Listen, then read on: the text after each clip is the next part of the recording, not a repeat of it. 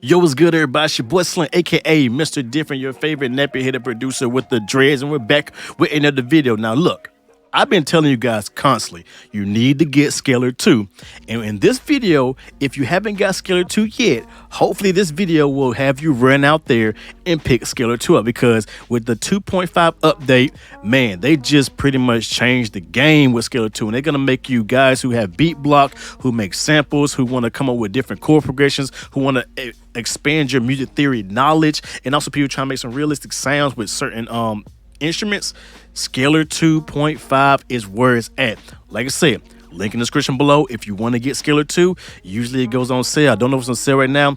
I think upgrading is like $20 and it's only a $50 plug-in, but I promise you it's be $50 well spent, especially if you're in the box and you struggle with coming up with melodies and all that, or you just want to expand your music theory knowledge.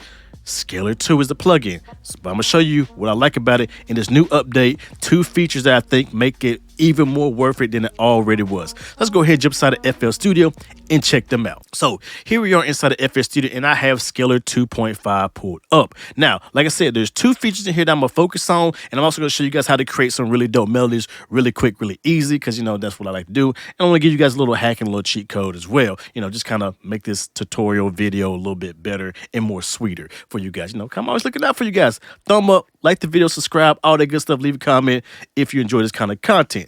Anyway, so yeah, Scalar 2.5. So what are the 2 features that make Scalar 2.5, you know, in my opinion, like worth it for you people out there?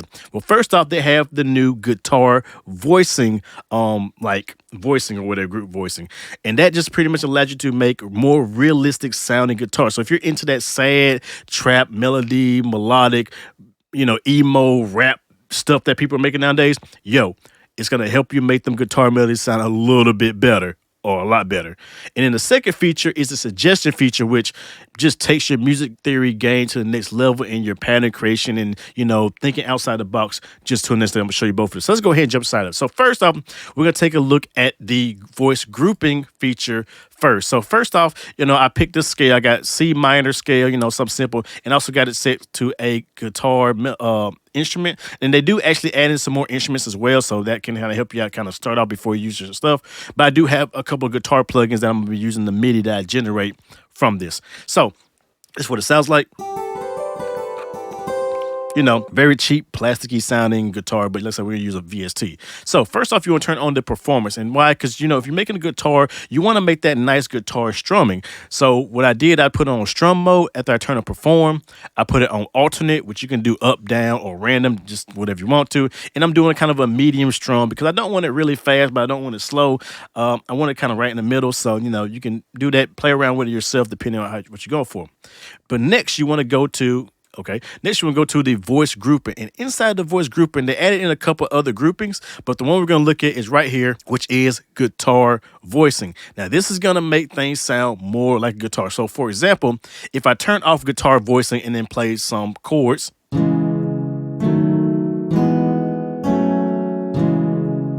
even with the strumming feature, it doesn't sound like a guitar. It just sounds like, you know, you're playing with a keyboard. But once you turn on that guitar voicing, listen to how it sounds now.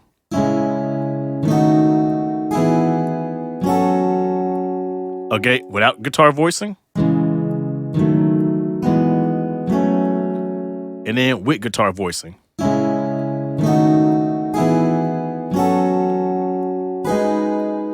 You hear how it just sounds like, you know, somebody's playing it with the guitar. And like I said, once you start adding different melodies, going to different scales and all that, you get some interesting stuff. So, you know, that's the first dope thing I like about Scalar is the guitar voicing. Now, for me, I like to play guitar instruments, but I can't play guitar. I do have a guitar I'm learning, but this will kind of help me, you know, do good. Especially once you add in the actual like guitar, like notation thing, or the guitar kind of, what's this thing called? I don't even know what this thing called. I knew what it was called, but I don't even know. The grid or graph, whatever it is. Comment below if you know what it is. But yeah, it shows you where you can put your fingers and all that, and it actually shows you how to play these notes. So, you know, so you can, you know, learn to play. And that's what I like about Scalar 2, because it's not only a music theory plugin, not only a cheat code, but it's actually a learning tool as well. So if you want to learn to play guitar and learn how to play those chords, this shows you, and with the guitar voicing, it shows you exactly where to set your fingers on the fretboard and everything like that to play it. So That's cool. That's dope. We're good on that. Now, the second feature is the suggestions, and it's right here where it will suggest chords for you. So how does this actually work? So for example, we're going to change it to a piano. We're going to use like a piano. So we're going to change it to a piano. Where's the pianos at? Okay, we'll go to the felt one, which have guitar voicing because we're just going to be using the regular voicing. And I'm turning these triads to ninths because, you know, give it a little more lushness. We like that. So C minor scale ninth. So what I'm going to do is take this C minor ninth, C sharp minor ninth, drag it right here. And then I'm going to hit the suggest button. Now watch what it's going to do. So now they have some AI built to it. It's going to suggest you different chords to play. So you can do either tonal or you can do per scale, just depending on what you want to do. I like to keep it on tonal, and then you can change, you can do a pattern, now they can feel and all that good stuff. But like I said, when I'm doing this, so now I can click like this, and I can see what works with that. I like that. So I drag this down here, and it'll give me some more suggestions, either to play within the scale or out of the scale to kind of, you know, transition to something else. So now I got, don't like that, so I like that. So put that right there, and it's going to give me some more suggestions.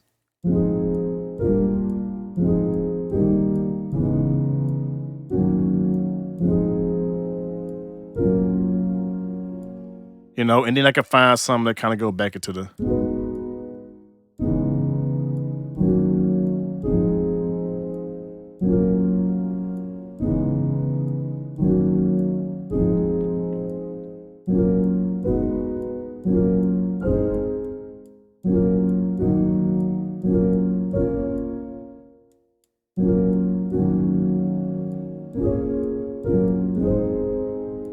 Let's go to per scale, and now.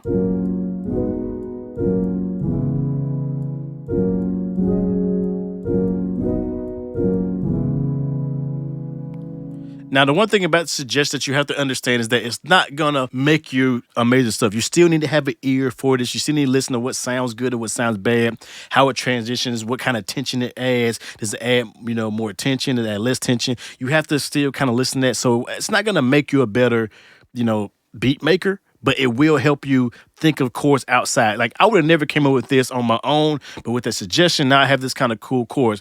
And since I got it laid out right here, if I hit this little button right here, now I can play all these chords with just one note. Uh-oh, I did.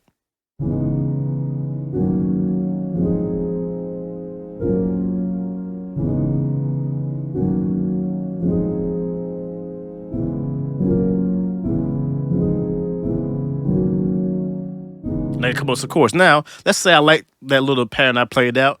What you're gonna do is I like to hit capture MIDI. I like to play my metronome. So let me first, hold on, let me first get the tempo. So let's go. So we'll go like dun, dun, dun, dun, dun. We'll work with that 93 BPM. Now I can play my metronome. Like I said, this, make sure you turn this on right here so you play with one note, hit capture MIDI, then hit your, just press play to get the metronome going. And now 1, 2, 3, 4.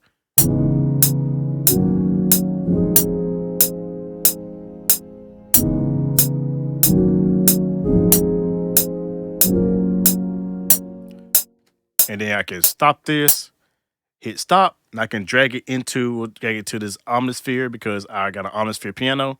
Now I have this omnisphere this omnisphere piano with the chords I played. And like I said, it got the strumming and everything like that. You know, I could have randomized the stuff and made it more realistic, you know, but I can do that by hitting Control A and then click Control A. Bruh, sometimes FL Studio acts up. Control A, Alt R, randomize the velocities a little bit. Now if I play it back,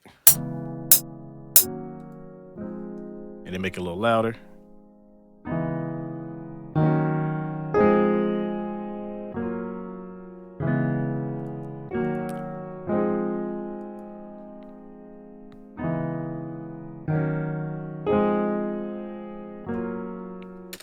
And right there, I got a really dope scale, really quick, really easy by using the suggestions and also playing it out with this one, you know, this kind of way I like to make my melodies. This is great for making chords and melodies. And if you want to go on and add some counter melodies, counter notes, what I always suggest is just hitting the scale lock feature right here. And scale lock feature, and I like to turn the white notes.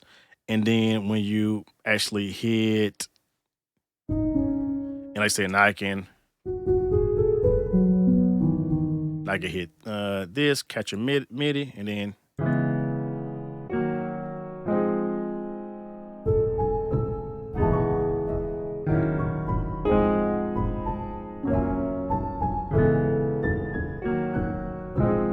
you can.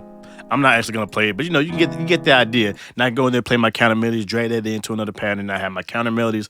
Boom, bam, boom. You got a nice MIDI, a nice pattern, really dope. So like I said, that's all I really wanted to show you guys. Like I said, because there's other stuff in there that's more performance based and all that, and there's some little other things added in there, like I said, some other stuff like that, chord scales and all that good stuff. But the main thing is the guitar voicing and the new suggestion feature are cheat codes. And then when you use that little trick I just showed you how to make some melodies, yo, you can come up with some really dope stuff and maybe kind of step out your comfort zone when it comes to making beats, and maybe do other stuff and come up with different melodies and different chord progressions that you normally wouldn't come up with because you don't have this kind of help. So like I said, Scalar 2, the cheat code, I love this plugin. If you don't own this plugin, get it now. Link in the description below. I mean, yeah, trust me, there should be no more beat block if you own Scalar 2, point blank period. And that's all I'm gonna say about that. So with that being said, hope you guys enjoy. Like always, do you use Scalar 2? Do you like Scalar 2? I want to hear about it down below. What do you think about this new little suggestion AI thing in the guitar voicing? I want to hear you guys talk about it below. Y'all know who it is, Mr. Different, aka Slim, your boy who's not motivated by the money but the like, comment, subscribe, and views. With that being said, hope you guys enjoy. Like always, catch you guys next video. I'm out. Yeet.